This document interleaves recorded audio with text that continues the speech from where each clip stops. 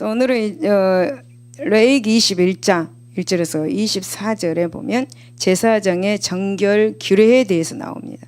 그래서 우리에게 주시는 교훈이 뭐냐면 흠없는 그리스도인들이 되어라 라는 것입니다. 그럼 본문은 제사장의 생활 속에서 이제 나타나는 제사장의 생활 속에서 이게 지켜야 할 그런 정결에 관한 규례입니다. 그래서 지금은 우리 모두는 제사장이죠. 맞죠? 왕 같은 제사장입니다. 그래서 제사장은 거룩한 생활을 해야 합니다. 그래서 지금 레위기 11장에도 제사장에 대한 규례예요. 정결 규례. 거룩해 하는 규례예요. 그래서 제사장들은 그때 당시 그 제사장들은 백성들을 대표하는 사람들입니다. 그래서 제사장은 하나님과 백성들과의 그 사이에서 중보자 역할을 하였습니다. 그렇기 때문에 제사장들은 특별히 생활 속에서도 굉장히 정결한 생활을 해야만 했죠. 그래서 어느 시대를 막론하고 신과 가까이 있다고 생각되는 그 사람은 각별한 정결이 요구되었습니다.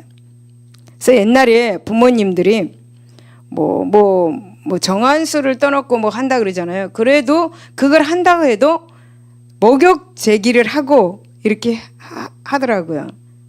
저는 그런 모습을 집에서도 못 봐가지고 말로만 들었는데 아무튼 옛날에 부모님들도 그렇게 목욕 제기를 하고 그렇게 또 어디를 이제 신을 만나러 갈 때도 목욕 제기를 하고 유교에 대한 이런 모든 것들도 목욕 제기하고 깨끗하게 하고 그 앞에 나간다라는 거죠. 이런 이제 그 생활 속에서 그런 것들을 이제 볼 수가 있는데 이방인인 그 고대 애굽의 제사장들도 이렇게 신전에 나갈 때에 몸을 정결하게 하고 닦고 그렇게 청결한 그런 가운데에 제사를 집전했습니다. 그래서 심지어는 인신제사나 그리고 음란 제의를 행했던 이 암몬의 제사장들도 몸을 정결하게 하였습니다. 깨끗하게 하고 나갔다는 거죠. 또 신약시대의 아프로디테 신전의 그런 제사장들도 몸가짐을 굉장히 정결해야 한다는 원칙을 그렇게 가지고 있습니다. 다만 이방의 제사장들은 제사를 지내지 않는 이 일상생활에서는 어떤 방탕한 생활을 해도 좋다, 무방하다 이렇게 생각했습니다. 그래서 이들은 실제적으로 방탕한 생활을 했습니다. 하지만 여러분 구약시대의 이 제사장들은 하나님 앞에 나갈 때나 일상생활에서나 항상 정결한 상태를 유지했습니다. 그러니까 하나님 앞에 나가는 제사장들 그리고 따로 그 우상을 섬기는 그런 그 제사장도 그렇게 있어요. 헷갈리지 마세요. 예? 뭔 말인지 아시죠? 헷갈리지 마세요. 신전 그 옛날 우상 섬기는 그 신전에도 제사장이 있어요. 그러니까 제의를 드리는 제사장 있어요. 그 하나님 앞에 나오는 구약 시대에 하나님 앞에 나오는 사람, 하나님 앞에 이렇게 제사를 드리는 사람도 제사장이에요. 그러니까 이렇게 좀 구별하시기 바랍니다. 그래서 이 제사장들은 특히 이제 몸만이 아니라 정신까지, 마음까지 정결하지 않으면 하나님 앞에서 죽임을 당했어요. 때문에 제사장은 각별히 주의해서 자신의 몸과 마음을 정결하게 하고 거룩하게 하고 흠없게 그렇게 이렇게 관리해야만 했죠. 여러분 제사장들이 하나님 앞에서 정결한 그 상태를 유지해야 하는 이유가 있습니다. 그것은 뭐냐면 제사장들의 직무와도 관계가 된 그런 일이기 때문입니다. 그래서 제사장은 성소에서 일을 했죠. 성소는 성막 안에 있는 것이 성소라고 있습니다. 그 성소에 일을 했습니다. 제사장은 1년에 한 번 대속죄일에 지성소에 들어가서 하나님 앞에 백성들을 위한 그런 대속 제사를 드렸습니다. 그리고 대제사장은 먼저 자기를 위해서 대속 제사를 그렇게 드려야만 했습니다. 이것은 뭐냐면 대제사장도 불완전한 인간이기 때문에 속죄함을 받고 거룩하게 되어야 했기 때문이죠.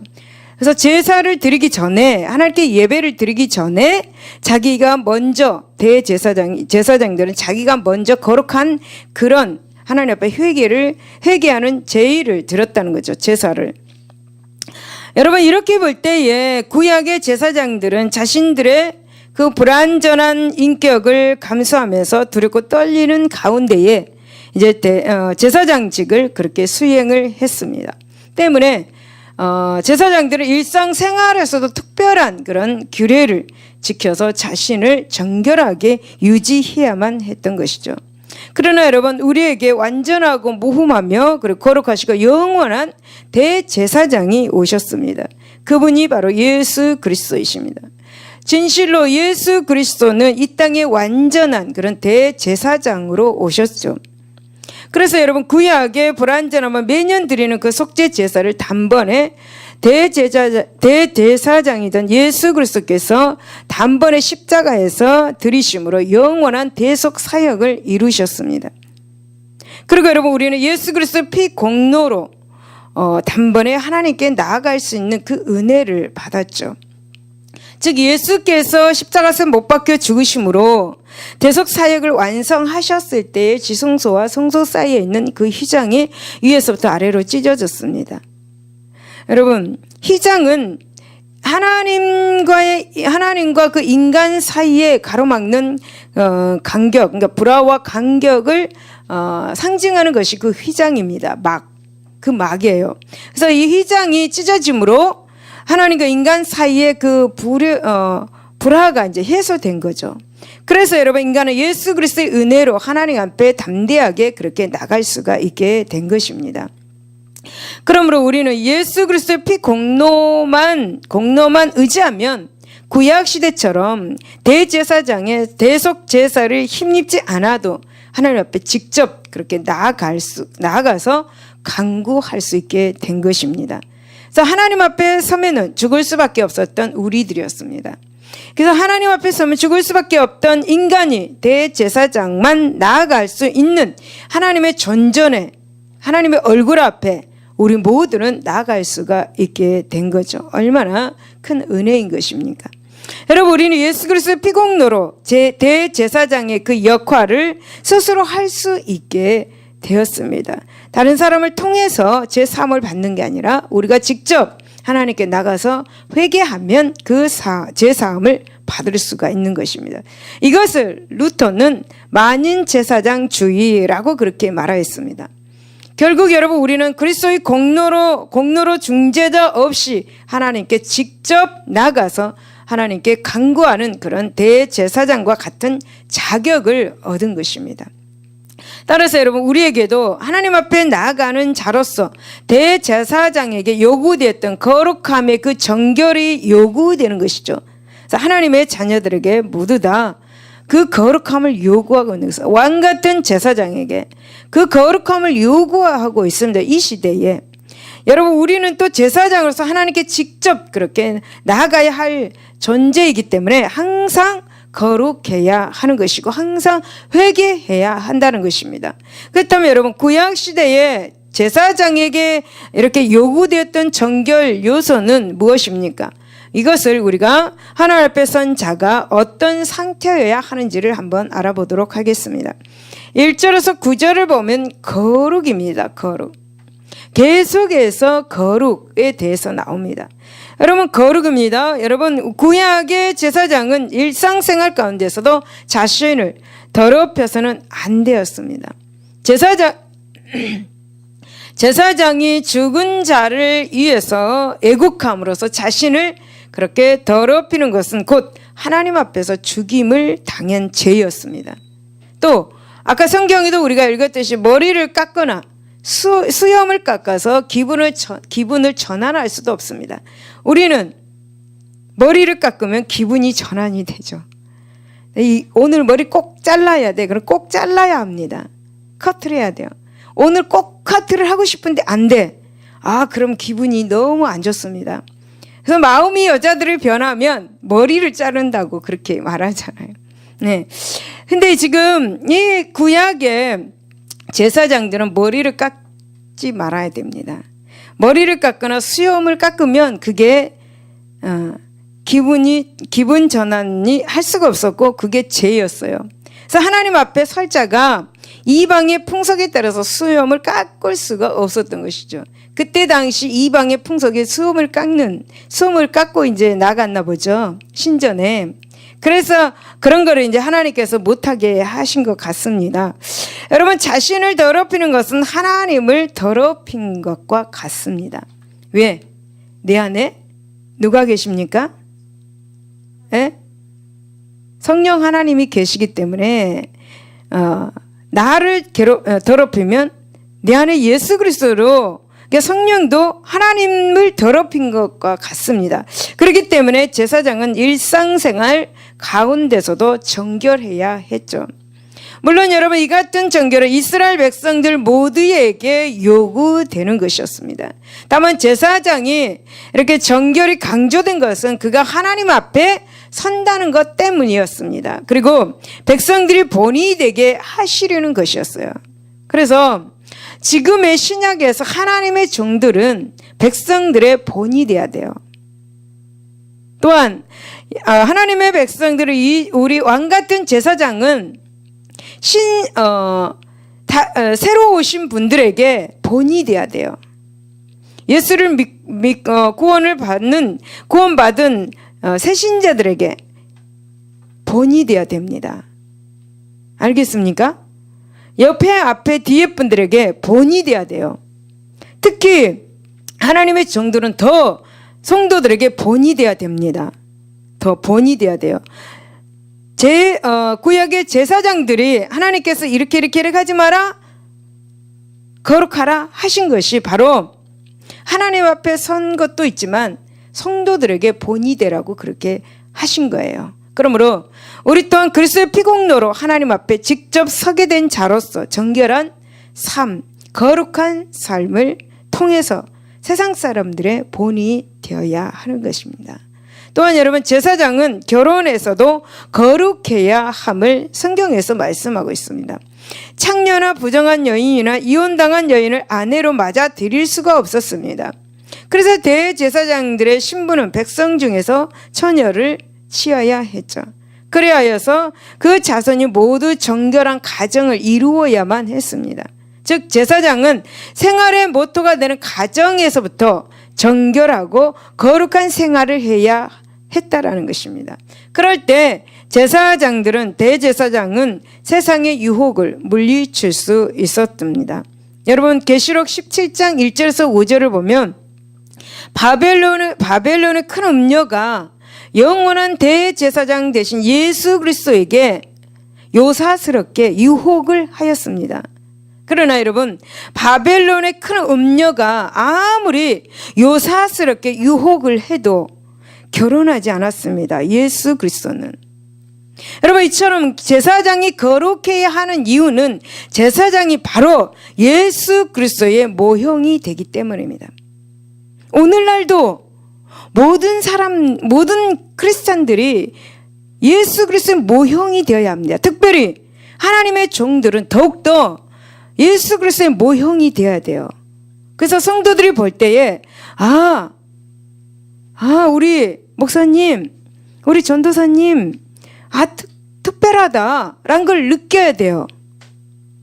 그래서 하나님의 종들은 특별히 더 거룩한 삶을 살아야 되고, 말도 거룩한 말을 해야 되고, 어떤 조그만 선물을 해도 너무너무 감사하고, 나 같은 거한테 이런 선물을 주는구나, 이렇게 식사를 대접하는구나, 이렇게 작은 것 하나에도 주의 종들은 감사해야 돼요. 조그만 거 하나라도, 내 마음에 들지 않는 선물일지라도 감사해야 돼요. 그를 축복해 줘야 돼요. 하나님의 백성들도 마찬가지예요. 옆에 분이 조그만 거 한 가지라도, 작은 것이라도 선물할 때, 물이라도 떠다 줄 때, 이럴 때 너무 감사하는 말을 해야 돼요. 감사합니다. 고맙습니다. 이런 생활이 돼야 됩니다. 우리 모두 다 날마다 조그만 것이라도 기도해 준다라는 그런 말 한마디 건넬 때도 감사하는 여러분 되시기를 예수 이름으로 축원합니다. 왜냐하면 모두가 다 예수 그리스도의 모형이기 때문이죠. 할렐루야. 여러분, 제사장은 하나님 앞에서 화목 제사를 드림으로써 하나님과 하나님의 백성 그 사이의 간격을 없애고 대화합을 그렇게 이루어야 하는 사역입니다. 여러분, 이 사역은 곧 우리를 위해서 십자가에서 희생 제사를 드림으로 하나님과 이렇게 백성 사이의 간격을 완전히 폐기시켜버린 예수 그리스도의 구속 사역을 예표하는 것입니다. 또한 여러분, 대제사장은 하나님의 그 관유로 기름을 부음받았다라고 그렇게 말씀하고 있는데, 이 대제사장은 성령의 충만함을 받게 된 것이죠. 그래서 하나님의 그 영광이 대제사장에게 임하고 거룩한 제사를 하나님께 연락함으로써 백성과 하나님 사이의 그 간격이 그렇게 제거되는 대제사장의 임무 수행은 그야말로 백성에 있어서 없어서는 안 될 그런 큰 구속 사역이었습니다. 그런데 예수님께서는 이 구속 사역을 온전하게 영원하게 완성을 하셨습니다. 인간 구약의 대제사장은 그렇게 하지 못했죠. 그러나 예수님께서 이 땅에 오심으로 그 영원하고 온전한 그런 사역을 완성하셨습니다. 그리고 우리로 하여금 예수 그리스도의 그 공로를 의지하기만 하면 언제든지 하나님 앞에 나아갈 수 있도록 해 주셨습니다. 이 같은 사역의 배후에는 자신을 거룩하게 유지하려는 그런 노력이 있었습니다. 그런즉 우리는 하나님께 직접 나아가는 그런 자격을 얻은 자로서 하나님께 나아가기 위해서는 그리스도의 보혈의 공로를 의지하되 거룩한 생활로 하나님을 욕되게 하는 일이 없어야 될 줄로 믿습니다. 할렐루야. 두 번째 보면 10절에서 24절을 보면 무흠입니다. 여러분, 대제사장은 흠이 없어야 합니다. 왜냐하면 제사장은 그리스도의 모형으로서 흠이 없어야만 했죠. 만약 흠이 보이면 성도들이 손가락질하죠. 여러분 예수 그리스도께서는 부패한 죄인 인간을 대속하기 위해서 오셨습니다. 예수님은 흠이 없으십니다. 예수 그리스도는 여러분 영적으로나 신체적으로 흠이 없는 완전한 그런 대제사장이었습니다. 그래서 여러분, 흠 없는 그 희생제물로, 완전한 희생제물로 이렇게 희생제사를 그렇게 드리신 것입니다. 여러분, 구약에서 아론의 자손들 그 중에서도 흠이 있는 자는 하나님께 식물을 드릴 수 없었습니다. 완전하지 못한 자는 하나님 앞에 설 수도 없고 백성들의 죄를 대속할 수도 없었던 것입니다. 그래서 여러분, 성경은 히브리서 10장 1절 2절을 보면 율법은 장차 올 좋은 일의 그림자일 뿐이요 참 형상이 아니므로 해마다 늘 드리는 같은 제사로는 나아오는 자들을 언제나 온전하게 할 수 없느니라. 그렇지 아니하면 섬기는 자들이 단번에 정결하게 되어서 다시 죄를 깨닫는 일이 없으리니 어찌 제사 드리는 일을 그치지 아니하리요 라고 그렇게 말했던 것이죠.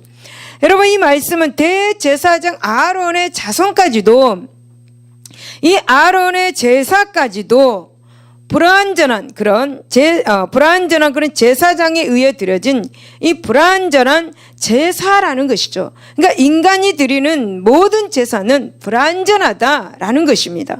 그렇습니다, 여러분. 완전하지 못한 자는 하나님의 장막 안에 들어가지도 못했습니다. 따라서 여러분, 구약 제사장들은 스스로 자기를 그렇게 다스려서 온전한 제사장이 그렇게 되기 위해서 노력했고 흠 없는 제사장이 되고자 노력을 그렇게 했습니다. 여러분, 지성소에 들어가는 대제사장의 옷술에 달린 방울 소리가 나면 하나님께 지금 제사를 드리는 것이다. 그리고 또 그렇지 못하면 하나님의 진노를 받아서 지금 죽은 것이다 라는 그런 이야기가 있습니다. 이런 말 들었죠. 그만큼 여러분, 하나님 앞에 선 자는 두렵고 떨리는 심정으로 직무를 수행했던 것입니다. 그러니 여러분, 제사장이 병이 있는 사람이나 흠이 있는 자도 하나님의 식물을 먹을 수는 있었습니다. 이런 제사장은 하나님 앞에서 제사 집전은 할 수 없었습니다. 하지만 여러분, 성물을 그렇게 먹음으로써 하나님과 교제는 나눌 수가 있었습니다. 마치 여러분, 병자나 그리고 흠이 있는 자도 예수 그리스도를 이어서 살 수 있는 것과 똑같은 것입니다. 여러분, 이렇게 볼 때에 하나님 앞에 서서 거룩한 직무를 수행하는 이 제사장은 흠이 없어야 하되, 흠이 있으면 다른 일로 봉사를 이렇게 하게 하였습니다. 다만 여러분, 대제사장은 절대 성결을 유지해야 했죠. 왜냐하면 대제사장이 불결하여서 대속제사를 드릴 수 없게 된다면 이스라엘 백성들 사이에서 하나님께 중재할 자가 없었기 때문입니다. 그래서 대제사장이 불결하면 안 되었습니다. 흠이 있으면 안 되었습니다. 흠이 없고 깨끗한 그런 거룩한 대제사장이 되어야만 했죠. 따라서 우리는 여기에서 흠 없는 예수 그리스도의 완전한 사역을 볼 수가 있습니다. 즉 예수께서는 이렇게 흠 없고 거룩하신 분으로서 완전한 인성을 취하시고 이 땅에 오셔서 거룩한 산 제사를 드렸습니다. 그리고 그 거룩함을 본받아서 우리도 거룩하라고 지금도 명령하고 계시는 것입니다. 여러분, 그러므로 우리가 예수 그리스도의 공로를 의하여서 하나님께 나아가는 것 때문에 거룩해야 하는 것 외에 또 우리를 구속하신 예수님의 그 어길 수 없는 그런 명령이기에 거룩한 삶, 흠 없는 삶을 살아야 한다라는 것입니다. 그러므로 여러분, 예수 그리스도의 공로의 그 피의 공로로 하나님께 직접 나아갈 대제사장이 된 성도 여러분, 이제 대제사장에게 적용되었던 규례가 바로 오늘 우리에게 동일하게 적용된다는 사실을 기억하시기를 바랍니다. 거룩한 삶을 살아야 된다는 거죠.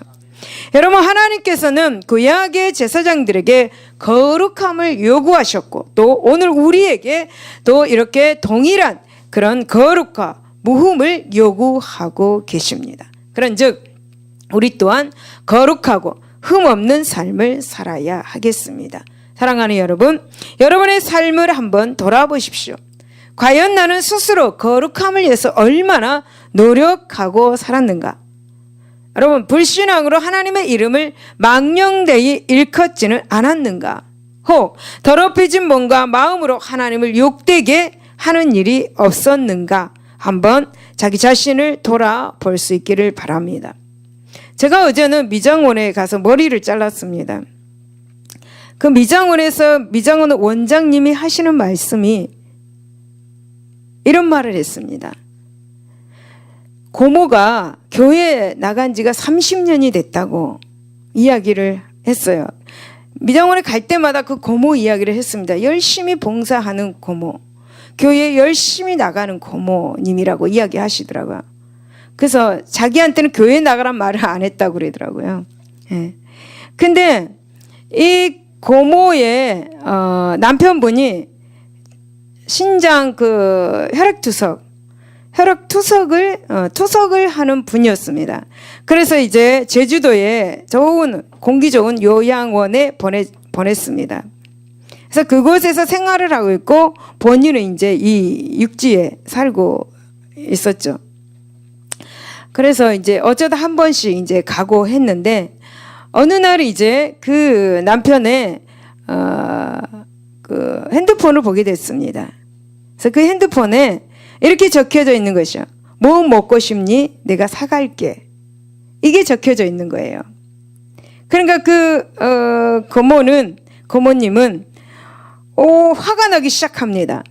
이 문자 나한테 이렇게 해본 적이 없는데, 나한테는 이렇게 문자를 보낸 적이 없는데 뭐 먹고 싶니? 내가 사갖고 갈게. 이렇게 보낸 적이 없는데 이건 분명히 다른 여자를 이렇게 그런 관계에 있을 것이다 라고 생각을 한 거예요. 그래서 이제 남편한테 이야기를 했죠. 남편한테 이야기하니까 절대 아니다. 함께 거기서 살다 보니까, 함께 있다 보니까 친해지니까 밖에 이제 시내 나왔는데 이게 뭐 사갖고 갈 것인가 물어본 것 뿐이지 오해하지 마라 라고 그렇게 한 거예요. 근데 대부분 그 부인들은 오해를 하죠. 근데 아무런 관계가 아니라고 합니다. 그냥 친구, 그 안에서 같이 함께 생활하는 요양원에서. 그런데 이제 이 고모가 교회를 나가서 봉사하고 열심히 다녔던 고모가 아들을 불러놓고 이렇게 말했다고 합니다. 아들, 아버지가 지금 바람을 피우고 있으니까 너는 그 전라남도 광주 그 근방에 어느 산에 가면 그 절에 가면 어떤 스님이 있다. 그 스님을 찾아가라. 그 스님한테 꼭 다른 스님한테 가면 안 돼. 꼭 그 스님한테 가라. 가서 부적을 써와라. 그리고 내가 30만 원을 줄 테니까 부적을 써오라고 30만 원을 줬다는 겁니다. 제가 그 말을 듣고 너무 놀랐어요. 야, 천국에 갈 사람이 몇 명이나 될까? 예. 예수를 믿는다고 교회를 30년 동안 다니고 또 봉사도 열심히 하고 전도도 하고 그런 사람이 어떻게 이런 일을 할 수가 있을까? 여호와의 산에 모두 다 올라가시기를 바랍니다. 예? 그래서 참으로 마음이 아프더라고요. 예, 정말 우리 교회 교인들은 그분은 교인이었어. 교인, 성도가 아닌 교인. 모든 교회 교인들이 얼마나 많은지 모릅니다. 성도는 작아요. 그래서 그분도 어이가 없다는 거죠. 자기는 교회를 안 다니고 있지만 30년 동안 그렇게 교회를 나가신 분이 어떻게 그럴 수가 있냐고 그렇게 이야기를 저한테 하더라고요. 그래서 제가 하나님 용서하여 주시옵소서, 속으로 이제 용서하여 주옵소서 이렇게 제가 하나님께 기도를 했습니다. 여러분 사랑하는 여러분, 우리는 진실한 믿음을 가지고 삽시다. 어떤 고난 가운데 있을 때도 어떤 상황이 있을 때도 다른 거 생각하지 마세요. 어디에 용한 어떤 것이 있다더라 가볼까? 어디에 뭐가 있다더라 예언 받으러 가볼까? 어디에 병 잘 고치는 목사님이 있다더라 가볼까? 어디에 문제 잘 해결하는 목사님이 있다더라 가볼까? 이런 생각은 절대 하지 마세요. 오로지 말씀 안에서 기도하면서 하나님께 나가는 자는 응답을 받습니다. 할렐루야. 여러분, 우리는 매 순간 우리의 정결함을 점검하고 하나님 앞에 나아가시기를 바랍니다. 여러분, 우리는 그리스도의 은혜로 하나님께 직접 나갈 수 있는 자격을 얻었습니다. 얼마나 감사합니까? 하나님 앞에 직접 나가서 하나님 앞에 하나님께 말할 수 있다라는 그게 얼마나 감사합니까? 구약을 보십시오. 구약은 나가고 싶어도 못 나갔어요. 하나님 만나고 싶어도 못 만났어요. 제사장들만 만날 수 있었어요. 여러분, 우리는 이렇게 하나님 앞에 직접 나갈 수 있는 자격을 얻었어요. 하지만 우리의 잘못으로 다시 하나님 앞에 설 수 없는 자가 되어서는 안 되는 거예요. 할렐루야. 할렐루야. 그러기 위해서 우리는 성결의 말씀을 읽고 묵상하고 내 발의 등불로 삼아서 거룩한 삶, 정직한 삶, 본이 되는 삶 살아갈 수 있기를 예수 이름으로 축원합니다. 기도하겠습니다. 하나님 아버지 감사합니다. 오늘 우리에게 하나님께서는 거룩하라고 말씀하셨습니다.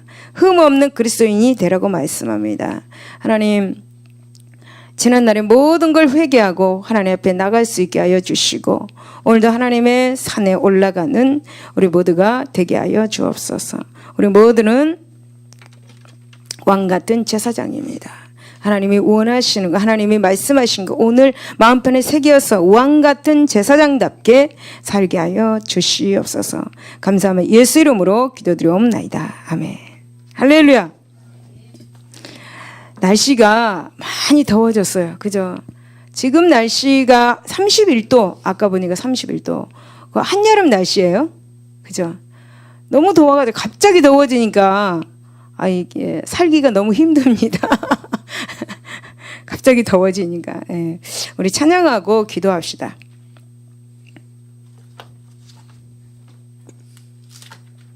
모든 능력, 모든 권세 찬양하고 우리 기도 이 시간에 한번 빡세게 기도해서 하나님의 산에 올라가 주님을 만나는 우리 모두가 되시기를 바랍니다.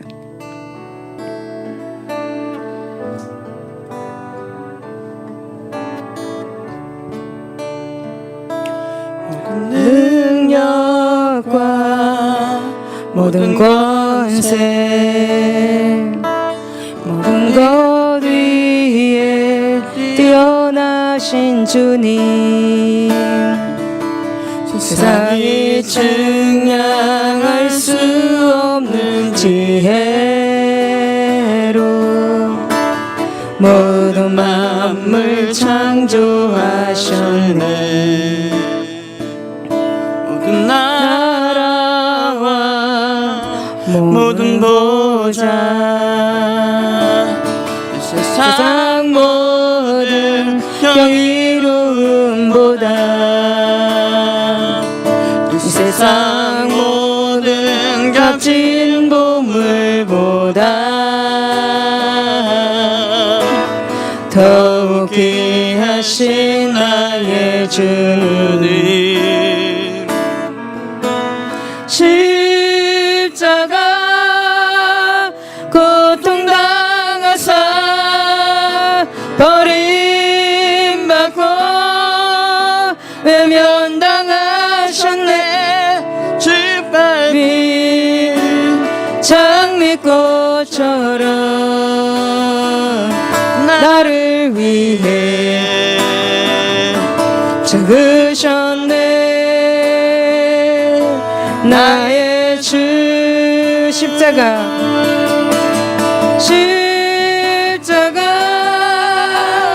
고통당하사 버림받고 외면당하셨네.